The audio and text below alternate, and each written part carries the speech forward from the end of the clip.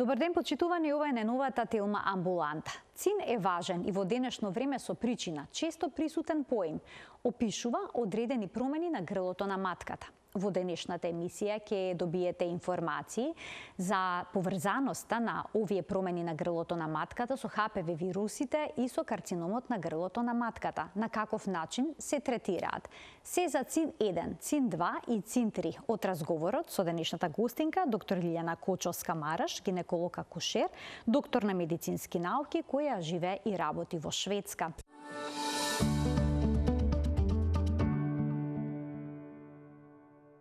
Што е тоа цин 1, цин 2 и цин 3 кога станува збор за болестите на грлото на матката? Ќе запрашаме денешната гостинка, доктор Лиљана Кочовска-Мараш, гинеколог акушер, доктор на медицински науки од Шведска. Добре ни дојдовте во студиото на Телма, докторке, повторно.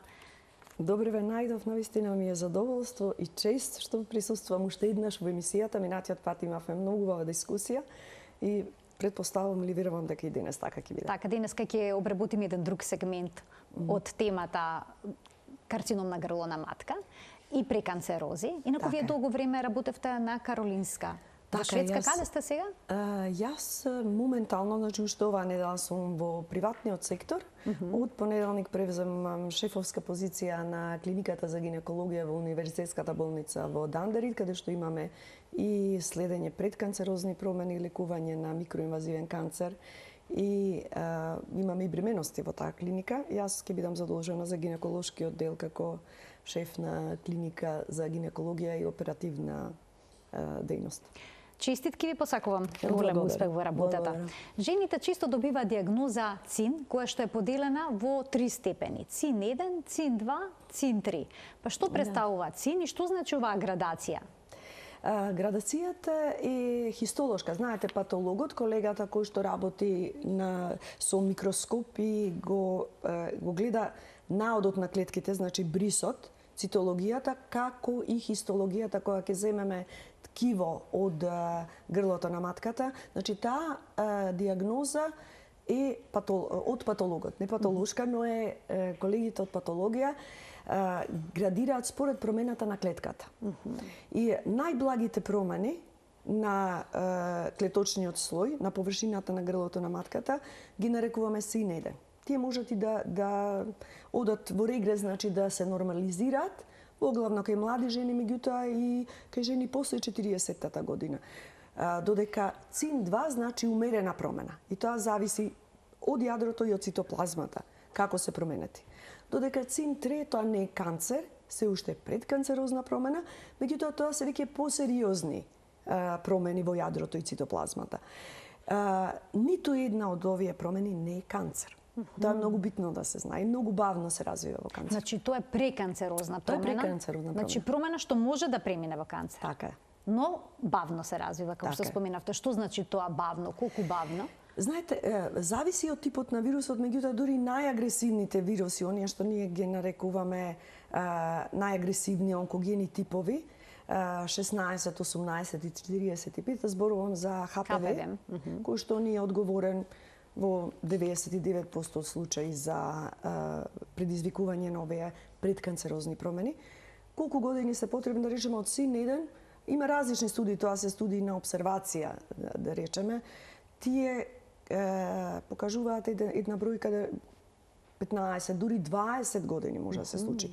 Додека сериозните промени, цин 3, се зборува за еден период од 10 до 15 години. Значи се работи за години, не е во прашање месеци. И токму поради тоа сето ова може да се превенира, но подолу во емисијата ќе ги појасниме начините за превенција. Колку е честа инфекцијата со ХПВ вирусите? Во денешниот свет, значи во современиот свет е многу честа. Ние, да речеме, за популација помеѓу 16-17 до 25 години зборуваме некаде за 70 до 80% ризик во текот на животот, знаете. Меѓутоа, кај млади особи кои што се здрави, спонтаното излекување е многу често. Така да за таа популација треба да се биде особено внимателен, да не се изложуваат на третман непотребно, но да се следат. Тоа значи дека нивниот организам ќе се избори со вирусот? Да.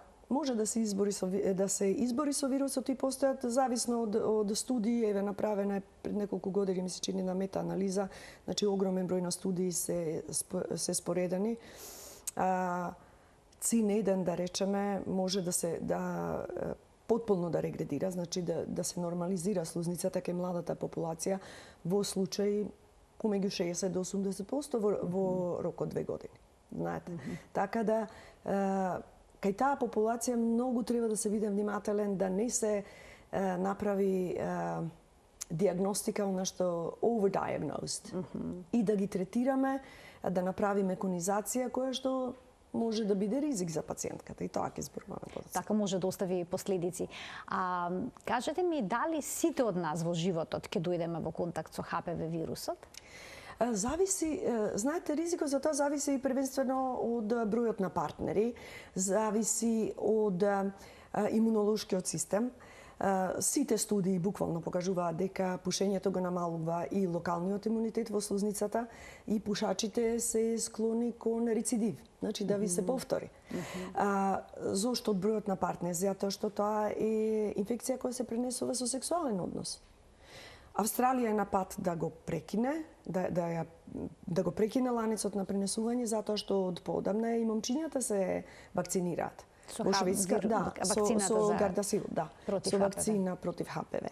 Така да во Шведска се уште имаме зашто момчињата почнаа пред неколку години да се вакцинираат. Јас како мајка на 2 сина ние им предложивме и примија вакцина која што приватно ја плативме уште пред да влезе во школскиот систем пред неколку години. Затоа што нивното здравје е многу битно и битно да не пренесуваат. Има ли отпор кон таа вакцина во Шведска, во скандинавските земји? Бидејќи тука се забележува се уште. Знам.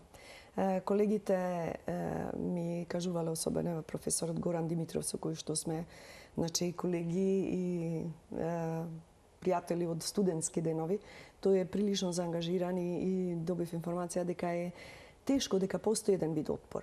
А тоа многу зависи, знаете, од нас лекарите, меѓутоа првенствено зависи од сериозноста на системот, значи од Министерството за здравство. Вие како пациент треба да имате доверба, а тоа поставува услов, значи одговорноста е првенствено на, ако јас сум дел од Министерството за здравство, одговорноста е во мене. Како јас ќе се приближам на популацијата, на гласачите, на пациентите и пациентките, за да веруваат во она што јас ќе го кажам. И тоа е клучниот проблем ако ние немаме доверба. Во Шведска генерално е висока довербата кон институциите, транспарентноста е голема, одговорност се бара, меѓутоа довербата е. Значи јас им верувам на моите колеги, студиите што се прават во Каролинска, особено со оние професори со кои што сум соработувала, тие се високо квалитетни и многу етички студии. И значи јас и верувам на вакцината. Значи, овие вируси што се онкогени, односно кои што може да предизвикаат рак на грлото на матката, можат ли да предизвикаат проблем, карциноми на други делови на телото? И дали момчињата конкретно би имале конкретна корист ако ја примат? Да, првенствено корист е да речеме она што јас го дознав пред 3-4 години, тоа не го проверив сега во PubMed, за инциденца, значи бројот на ново заболени од рак на грло.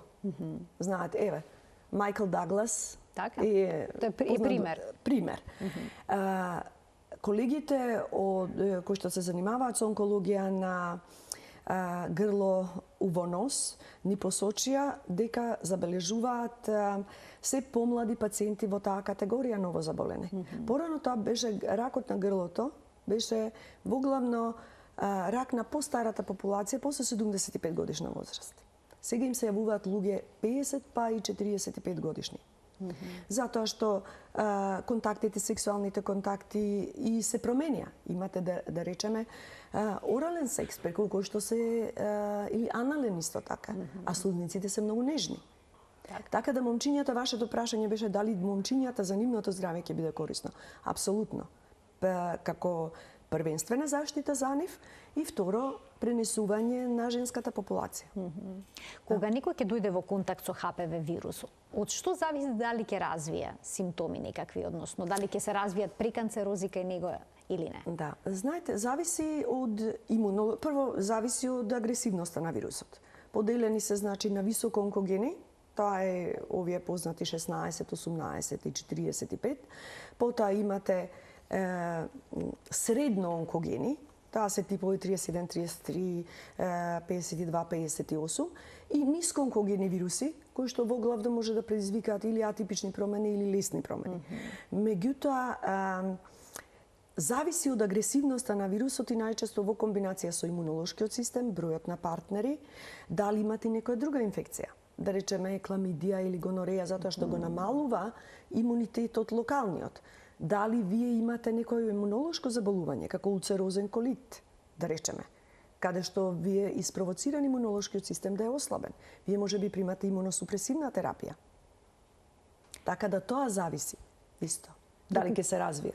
Доколку кај жената добиете резултат ЦИН-2, од што да вези дали ќе почекате и да видите дали ситуацијата ќе се смири или пак ќе мора да се преземе нешто за да не премине во ЦИН-3 или пак во некој карцином? Кога според нашиот прирачник, значи како треба да ја следиме пациентката од моментот кога го добиваме наодот, според, да речам, графата, најмногу зависи вашата возраст. И дали имате веќе деца и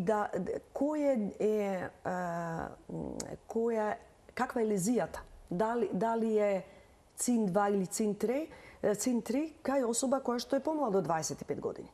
Ако е ЦИН-2, тогаш ја следиме на 6 месеци. Повторно со нов тест и со колпоскопија и хистолошки, значи мало парченце од ткивото на површината од грлото на матката, да. И тој начин на испитување не е стандарден. Значи, зошто? Затоа што вие ако добиете ЦИН-1, не значи дека навистина е само ЦИН-1.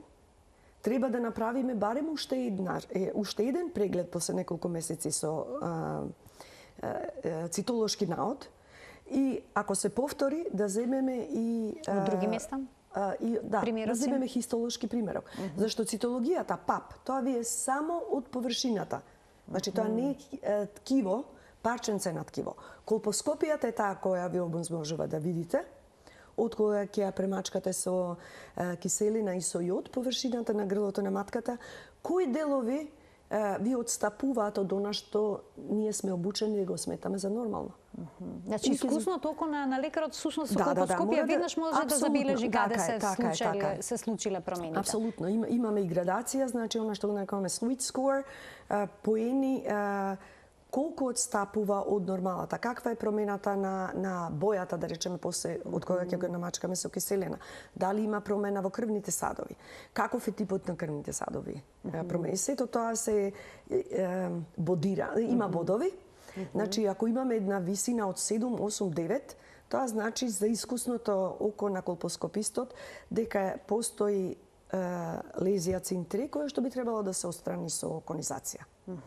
И длабочината на конизацијата повторно зависи исто од годините на жената. Значи, ЦИН-2 кај 23, 24 годишна девојка, која што или жена, млада жена, која што е сосема здрава, нема да биде причина веднаш да ја планираме за конизација. Ние ќе планираме за повторно испитување за 6 месеци. Ако остане во текот на 2 години, тоаш би требало да направиме, ако не, барем површна конизација. Споменавте веќе неколку пати конизација. Што е тоа конкретно конизација? Конизација е отстранување на површината на грлото на матката. Значи, да кажеме дека грлото на матката изгледа вака, буквално како часовник. На средината е отворот што се нарекува надворешниот отвор на каналот на грлото на матката. Имаме слузница на површината, плочести клетки и внатре во каналот имаме цилиндрични клетки. Тие се поосетливи. На местото каде што се спојуваат, тука најчесто настануваат промени. Тоа е така наречената трансформациона зона. За да можеме да имаме она што ние го нарекуваме конклузивна колпоскопија, микроскопски преглед, каде што можам да видам со моето око дека навистина нема промени или според она што јас го гледам изгледа повеќе нормално, морам да ја видам трансформационата зона. Ако е сосема вовлечена внатре, што се случува кај жени кои што се во менопауза, во тој случај имаме not conclusive colposcopy. Тоа значи дека можно е да се промените внатре. Натре, така. А јас не ги гледам, во тој случај ми е потребен диагностички кон. Конизацијата значи отстранување на промената во облик на Конус? ние велиме тутуротка или е тоа стар народен израз? Може се користи, може да се така, користи. може, значи така. како кон. Да. Како конус. Како конус, Како така. конус, да. така, како конус, всушност тоа е терминот. Да. Многу млади жени, односно жени кои што не се реализирале како мајки, кои ќе ја добијат оваа диагноза, ќе им се спомене конизација, се вознемирени. Така. Се плашат да не се оштети грлото на матката Така. потоа и да не можат да износат бременост. Па ризик ли е за нормална бременост? Зависи од длабочината на конизацијата. Знаете, тука се исто направени многу студии каде што точно се гледа како расте право пропорционално ризикот за предвремена бременост од длабочината на конусот. Значи, ако имаме особа која што е 28-29 години, прв пат има промени кои што се веќе CIN3 и се потврдени колпоскопски со хистолошки, тогаш правиме кон кој што не е до толку длабок. Што значи не е до толку длабок? Минимум мора да земам 6 мм, меѓутоа не би зел повеќе од 10 мм. Затоа што веќе преку 10 мм расте пропорционално после 15 мм, 20 мм ризикот за предвремена бременост се зголемува веќе од, да речеме, 35-та, 34-та недела се зголемува дали се случи 30-та, 28-та, 29-та, 30-та недела, тоа е кој е многу длабок. Значи, повеќе од 12, 13, 15 милиметри. Тоа значи зависи од длабочината. Жени кои што поминаа, дури сме имале и со 2 конизации кои што се направени заради рецидив, меѓутоа не премногу длабоко, значи цервиксот ни е повеќе од 27-28 милиметри потполно, сочуван во текот на бременоста, тие жени можат да се родат без проблем. Без проблем, да. А доколку е грлото на матката веќе да речеме оштетено, односно изваден поголем дел, што се случува во бременоста? Може ли да се износи до крај и да не дојде до предвремено породување? Мора тогаш ги упатуваме секако до колегите обстетричари. Ние ги следиме, значи акушерот ги следи со должина на цервикалниот канал и постоја случај каде што е потребна серклажа, меѓутоа намален е бројот на во Шведска драстично, значи се намали бројот на употреба на серклажа како превентива од предвремени раѓања со оглед на тоа што искуството се зголеми и начинот на конизација. Значи ние користиме методи, ласерот долго време се користеше, сега е исклучително редок, користиме методи со жичка која што е монополарна, значи поминува струја низ неа, така што самата процедура е поликлиничка. Значи вие доаѓате во амбуланта со локална анестезија, со тим кој што е искусен, разговара со вас, самата постапка трае. Значи со локална анестезија се работи. Со локална Колку анестезија. трае постапката? Самата постапка трае од 2 до 3 минути. Значи кратко. Многу кратко, затоа што знаете целиот процес кога вие ќе влезете е поврзан и доста емотивно. Знаете, вие ме гледате мене можеби прв пат или втор пат, или колешката, значи имаме тука повеќе минути да поразговараме со пациентката, уште еднаш да ја објасниме во што се состои. Имаме, значи, болничарка која што ни е обучена да се грижи за пациентите, да ни ги додаде инструментите. Вие доаѓате на гинеколошкиот стол и продолжува разговорот. Значи, имаме и убава слика горе на таванот. За да биде опуштено. За да биде што е можно повеќе опуштено. Зашто никој не доаѓа на лекар, дефинитивно не на гинеколог, затоа што мисли дека е пријатно. Вие мора да дојдете и вие сте и возбудени, и на многу жени им е страв. Така да тој аспект, разговорот, пријатниот глас, па дури и малку шега, многу опуштаат. Имаме жени кои што едноставно не можат, премногу се плашат, или ако приметиме дека жената колку и да се обидува да се опуште не може, тогаш го планираме како поликлинички пристап со анестезија која што е не многу длабока. Тоа е со интравенозна инекција на анестетички средства, 2 типа, кои што многу брзо го пројавуваат ефектот и многу брзо излегуваат од телото на жената, меѓутоа нема да чувствува болка, а локална анестезија секако ставаме со лидокаин, да. Кога ќе го отстраните она преканцерозно ткиво, го праќате повторно на анализа? Апсолутно. Да. Секое ткиво кое што е извадено од пациентот, ако не е, да речеме, брадавица која што знаеме дека е бенегна, се испраќа на хистолошка анализа. Затоа што оно што е битно кога ќе направиме кон, тоа е прашањето во самиот упат стои што бараме ние гинеколозите од колегата патолог или колешката патолог, значи ви испраќаме кон кој што е направен поради овој наод во биопсија и цитолошка анализа и не интересира дали има дисплазија, дали постои инвазивитет, што значи дали постои веќе продор, се појавуваат канцерозни клетки кои што почнуваат и да продираат во малите лимфни садови, и радикалитетот, што значи тоа колку во милиметри далечено од границата на ткивото. Значи постои точно одредена еден вид она што ние го викаме cut-off, колку милиметри треба да имаме безбедна зона за да може да кажеме дека е радикално отстранет. Зашто се случува да имаме толку рана фаза на канцер што колонизацијата е доволна. Значи тоа може со тоа да се заврши комплетно. Апсолутно.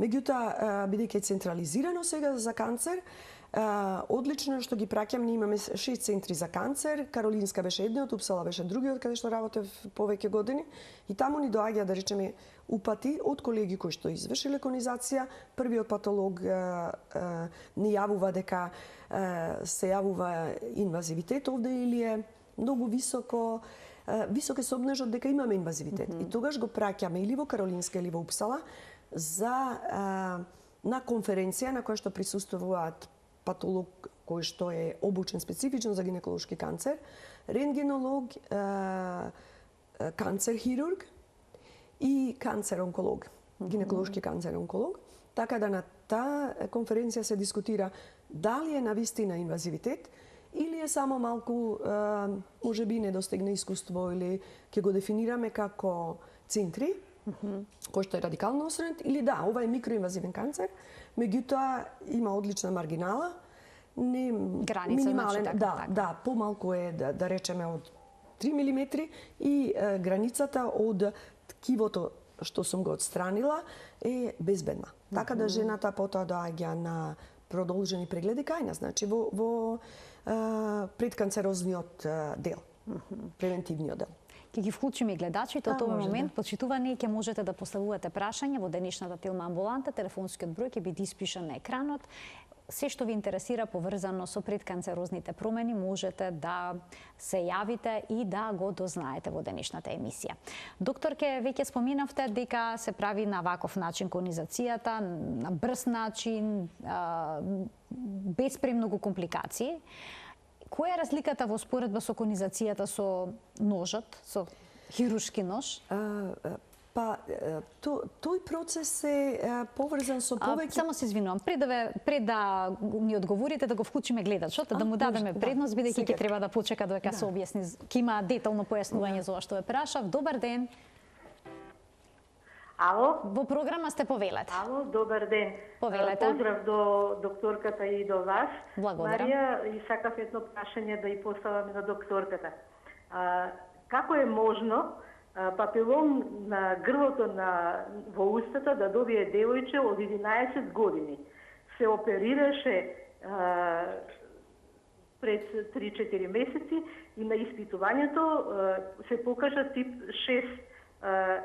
Дали е можно да се повтори и гласот после тоа оперирањето да се врати повторно квалитетно? Оти сега и е многу послабо Добро.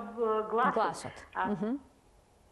Ви благодарам за вклучувањето во програма. Дали можете да одговорите на ова прашање со оглед дека е во друга област? Малку во друга област, ќе се обидам. Јас би сакала, ако може да повторите, дали тоа е HPV 6?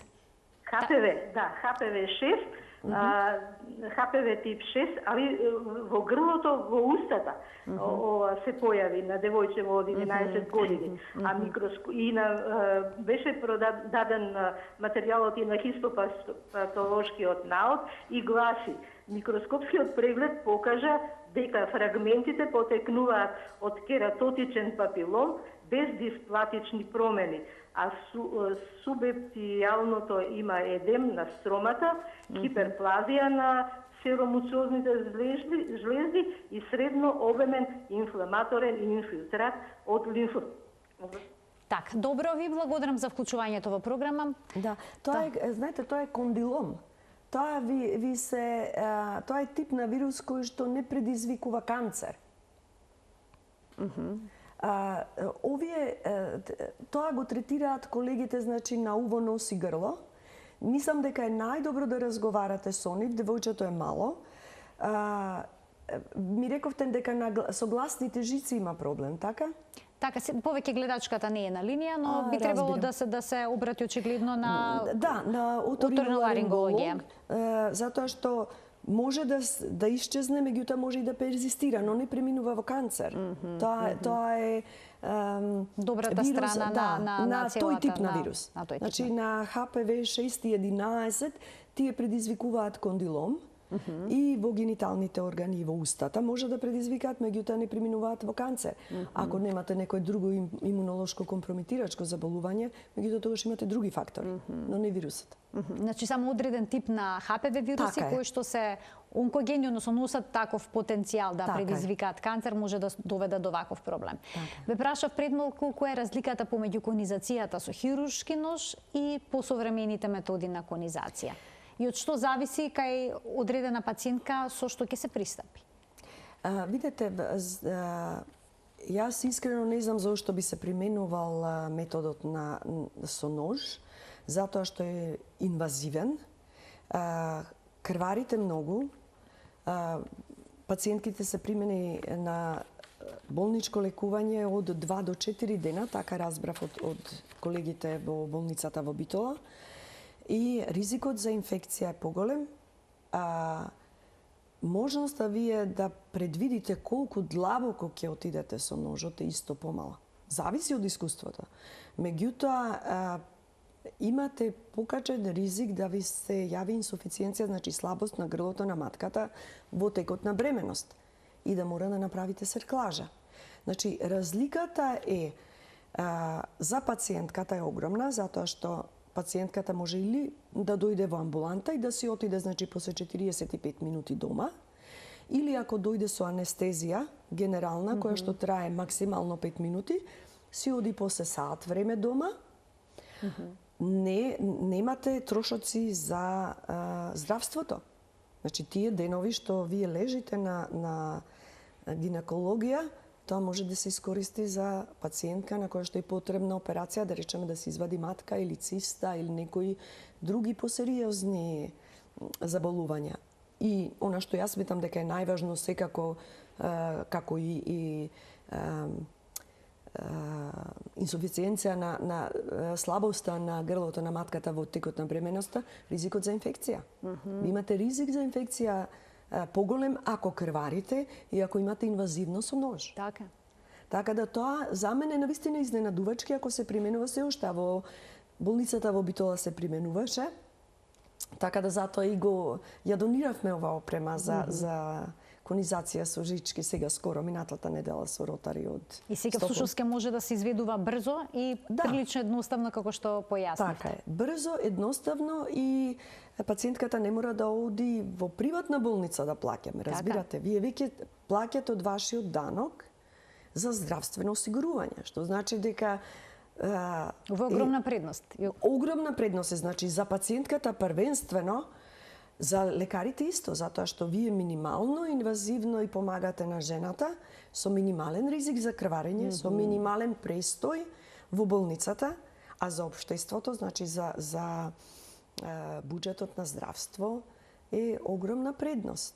Меѓутоа најмногу за пациентката. Апсолутно. Професионално, етички, човечки, како да ви кажам, мислам, бенефит за пациентот е тој што е прв. Секако со економијата, апсолутно е. Без економија не можеме да имаме добро здравство, меѓутоа мора да се искористи Секој оптимално. заслужува да добие најсовремен Апсолутно. третман. Така. Имаме гледач, ќе му дадеме предност. Добар ден. Halo, dobar den. Dobar den, Извинуваме на повелете. прашање. Поздрав се до вас во студиото. Благодарам. Значи, што би препорачала докторката, се работи за себе прашувам, 45 Така. годишна жена, која што на папа тест се појави, се диагностицира аскус, промени. После тоа се зема биопсија и на цитолошкиот налог испана дека е ХПВ инфекција, ама не е доказано, мислам, значи не се направи ХПВ типизација. Што би препорачала докторката понатака какво исследување и на колку време треба повторувам ПАП и следни исследувања? Аз извинувам, каков резултат добивте? ЦИН 1, 2, 3? Што добивте конкретно? Значи не искочи ЦИН 1, 2, 3, значи искочи аскус во... Аха, да. добро. Ви благодарам за вклучувањето во денешната емисија. Која е вашата сугестија, што понатаму во овој И случај? благодарам на гледачката. Овие се многу чести прашања. Вие сте 55 годишна жена, предпоставувам дека сте во менопауза. И не е реткост да добиеме ваков наод. Аскус, тоа се атипични промени. Уште не се решиле клетките дали ќе биде ЦИН 1 или ЦИН 2. Можат, најчесто во оваа возраст, се последица од дефицит на естроген.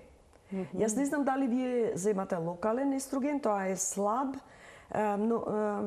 естроген кој што има ефект само на слузницата во гинеколошките органи, значи вагина, во мокрачниот, малиот мокрачен канал, значи во уретера и во мокрачната бешика.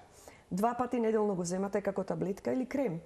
Кога би дошле кај нас, кај мене, тогаш јас би ви препорачала да го земете тоа и ќе го повторам наодот после 2 месеци употреба. Ако ви остане промената, тоаш ќе планираме колпоскопија и ќе земам ткиво од Промените? Од дел дури она што ние го викаме слепи или биопсија на слепо. Ако не гледам промена дека ми е навистина индикативна или дека ми сугерира од имате ЦИН 1 или ЦИН 2, ЦИН 1 некогаш и не може да го видите, тоаш ќе земам од 4 места, иако изгледаат нормални, меѓутоа затоа што доаѓате со промена со аскус уште еднаш покрај естрогенска терапија, тоаш би го повторила и цитолошкиот наод и ќе ви направам колпоскопија. Во секој случај би ви рекла да не се грижите, но да отидете уште еднаш. Ме прашавте кога? Јас би ви препорачала за 3 месеци. Вие немате се уште добиено резултат за ХПВ. Значи, при тоа е убаво да се направи една типизација за ХПВ, така? Да, затоа што да видите дали е high oncogene type, значи дали Кој тип е? Дали е агресивен или не? Дали е типот 16, 18, 45 или овие кои што се послаби.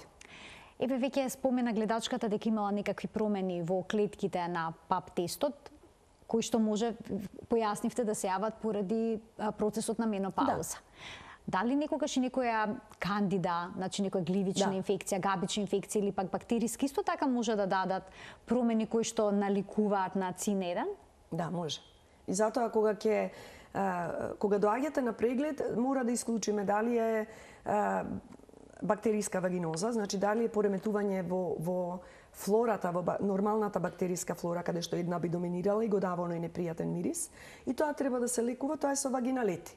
Или имате кандида, исто тоа ќе се лекува и потоа ќе ве викнеме на уште еден преглед, затоа што, како што рековте, аскус, ЦИН 1 може да биде сокриен од кандида, ама тоа ќе презистира. Другиот пат кога ќе дојдете, ако е кандидата излекувана и бактериската вагиноза, тоаш може да ви остане ЦИН 1. Аскус ако остане и имате позитивен ХПВ, ќе направиме колпоскопија. Ако исчезне аскус, ниту еден не се покажува ХПВ вирус, тоаш кога би дошле повторно на преглед, според новата класификација или според новиот прирачник од пред 2,5 години на ниво на цела Шведска, наредниот преглед би бил за вас после 5 години. Аха, на 5 години, да. се продолжи... Од која возраст е на 5 години? Од 23 години на 3 и од 55 години пота на 7 години, уште 2 пати. Аха. И до кога? Има ли некоја горна граница? 64 години сега за сега. Мислам и сите колеги што се во оваа група за предканцерозни промени сметаме дека најверојатно ќе се продолжи. Прво живееме подолго, сексуално сме активни подолго време, што значи дека ризикот за промени може да се појави, меѓутоа и да перзистира подолго време, така да претпоставуваме дека ќе биде 68 или 70 години. Меѓутоа сега за сега е таа препорака. Имам уште еден гледач, ќе му дадеме предност. Добар ден. Добар ден за следниот гледач во денешната Телма амбуланта. Добар ден. Ве слушаме во програма, сте повелете. Да, Да, во поздрав програма до докторката и до емисијата. Благодарам. Би сакала да ја прашам докторката. Јас сум 52 години Така. и ми беше откриено високоризично ХПВ 17/45 пред околу година дена. Правев биопсија и излезе ЦИН-1. Па би сакала да ја прашам докторката што понатаму. Имунитетот е секако намален и проблем исто кандида сум имала. Така, ви благодарам за вклучувањето во програма. Што советувате во овој случај, докторке? Во овој случај, ако биопсијата е земена, значи она што велиме конклузивно со трансформационата зона и ви покажува ЦИН-1, тоа е многу блага промена. Значи, наредниот пат, бидејќи вие веќе имате од овој повисок ризичен сој, во тој случај наредниот пат би бил за година дена. Значи да си закажете кај истиот гинеколог. Што би предизвикало вие да дојдете порано? Ако се промени, да речеме, секретот, особено ако имате крварење и крварење при односи со вашиот сопруг, со партнерот, во тој случај треба да дојдете порано. Затоа што може да биде воспаление кое што не е ЦИН, меѓутоа може да имате мало полипче, меѓутоа мора да се диагностицира. Краток одговор на вашето прашање, вие сте, предпоставувам, испитани сосема како што треба. Тоа е само ЦИН-1, значи или можете за една година, може да биде и превентивна конизација, меѓутоа јас не сум... Јас сметам дека ние треба исто како што пиеме лекови, лекови, хирургија само кога е апсолутно неопходна. Значи јас не би ве изложила на конизација, иако сте, значи, 52 години, претпоставувам сте го завршиле раѓањето се, меѓутоа ова е многу блага промена. Докторке, а никакви примачкувања на грлото на матката би помогнале или не знам, чаеви, капки од растително потекло и слично? Видете, немаме некоја high medical evidence based за тоа. Тоа не е медицински докажано, нема докази. Не постои многу силна, колку е убаво човек да го знае јазиков, уште подобро. Полесно ми е со медицинска терминологија. Знаете, кога имате квалитетно направени студии, каде што заклучоците ви базираат на една солидна подлога. Ние го немаме тоа во науката. И во Шведска не го практикуваме. Значи, она што го практикуваме, што е дефинитивно применливо не само за ХПВ, но и за животот воопшто. Тоа е што значи здрав живот, здрава исхрана. Мислам, доминантно зеленчук, овошје, помалку месо, дефинитивно не пушење. Значи, пушењето секаде ни се појавува како ризичен фактор. И вирусите, ХПВ го обожава пушењето. Значи, тоа е една значи, средина... Значи, да се остават цигарите, особено ако се најде, ако некој добие наод на типизација ХПВ, агресивен сој. Да. Цигарите веднаш да се остават. Да си ги остави. Да не зборувам за економскиот аспект, меѓутоа таа е веќе секој си решава сам. Меѓутоа, да, сите студии покажуваат. Значи, вирусот ја сака таа средина и жени кои што престанале со пушење почеста или повисок е поголем бројот на оние кои што регредирале во ХПВ, во спонтано излекување, особено со секонизација. Да. Имам уште еден гледач. Повелете. Добар ден. Ало? Повелете, во програма сте. Добар ден, поздрав за емисијата. Благодарам. Јас сум 36 години. Така? Често правење на папа тест и добиваме правиме ХПВ типизација. Кога правиме ХПВ теспизација се појавува нискоризично, но тоа е више 3 години така. Така? Дали постои за поголем ризик или и како треба да се испитува, на колку време? Доколку имате, значи, дали знаете кој ХПВ е детерминиран, утврден кај вас, кој тип? Или само не ги знаете знам дека е точно, но нискоризичен? знам, докторите ми кажуваат дека е нискоризично, не е Добро. страшно. Така, добро. Ви благодарам за вклучувањето во програма. Што понатаму, доколку се утврди нискоризичен сој? Нискоризичниот сој има многу низок агресивен потенцијал. Не ни кажавте, но претпоставувам дека немате промени, немате цин или аскус. Не, нема. Да, значи, она што може да го правите е редовна контрола со ПАП, да речеме на 2 години. Ние нискоризичните вируси ги контролираме дури на 3 години. Затоа што, особено ако не предизвикуваат промена, како што господјата вели. Значи, Македонија е можеби малку поинаку, можеби се уште нема стандардизација. Само кратко да кажам, не бидете загрижени, живеете си го животот убаво, немате никакви клеточни промени, најверојатно ќе се излекувате и ако не, ќе си го следите со цитолошки тестови, на 2 години појдете си кај истиот гинеколог. Би ве прашала уште едно прашање поврзано со оние жените кои што имаат ЦИН-2 или пак ЦИН-3. Дали помага криотерапијата?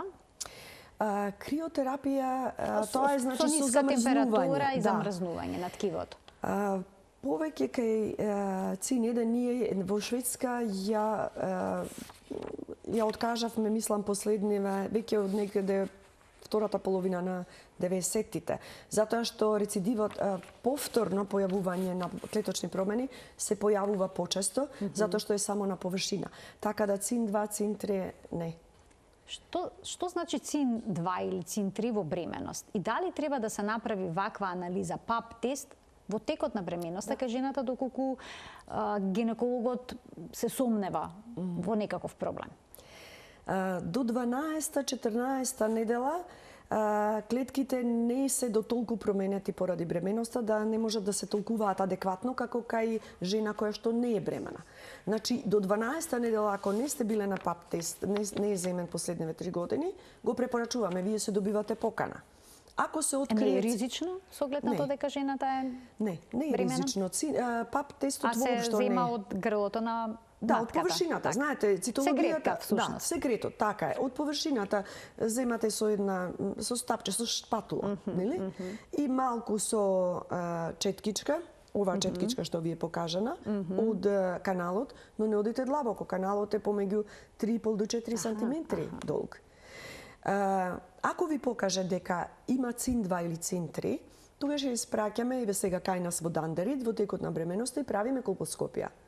И ако видиме дека ткивото ни индицира дека е промена на површината, ќе земеме биопсија.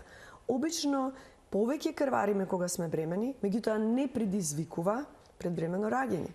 Жените, ако видиме дека е многу нежно ткивото, превентивно ќе им дадеме средство кое што го користиме и за да ги намалиме менструациите. Тоа е транексам киселина, циклокапрон. Интравенозно и коагулацијата е подобра. Дали правиме третман? Никогаш. Значи ЦИН-3, ЦИН-2, ЦИН-3 не се третира во текот на бременоста. Жената доаѓа на колпоскопија 24-та, 28-та, 29-та недела. Некогаш и не секогаш земаме биопсија, меѓутоа искусни колпоскописти ја следат жената. 2 месеци после пороѓај, значи кога веќе матката се враќа во прегравидна состојба и големина, повторно правиме пап смиер и колпоскопија. Ако тогаш е се уште задржан ЦИН-2 или ЦИН-3, тогаш правиме еконизација. Инаку, обично после породувањето се нормализира состојбата? Може, но и не мора. Може да презистира. Значи, ако вие сте имале агресивен тип на ХПВ, кој што предизвикал ЦИН-2, тој тешко се повлекува. Ретко се случува, меѓутоа процентот на повлекување е помал за 16-18, отколку за овие што се средно онкогени, како 37-33. Така да се случува, меѓутоа поретко. Воглавно потребно е да се направи конизација и длабочината на конизацијата зависи исто колку е пациентката, нејзината возраст, типот на промената и желба да има повторно дечиња.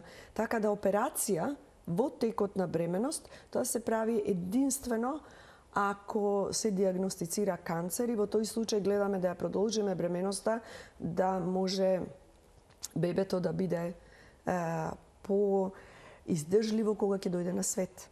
Значи, барем до 28-29 недела и тогаш се оперира радикално. Се прави царски рез и радикална операција. Превенцијата од карцином на грлото на матката во Шведска се темели на типизација на ХПВ, колку што разбрав, за разлика од кај нас, каде што се спроведува редовни ПАП тестови. Која е предноста на типизацијата на ХПВ во споредба со ПАП тестовите? Зошто ваква промена?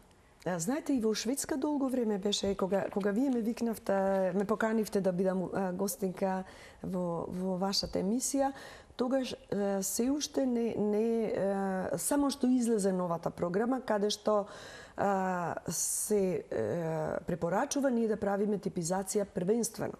Сега имаме дури оние тестови кои што ви доаѓаат дома за ХПВ. Зошто?